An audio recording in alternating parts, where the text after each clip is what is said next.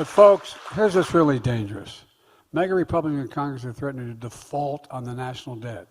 The debt that took 230 years to accumulate overall, unless we do what they say. Default would be worse than totally irresponsible. It would mean cuts in Social Security and Medicare, higher interest rates for things like credit cards, car loans, mortgages. Working people, middle class, seniors would pay the price for the entire economy would be at risk.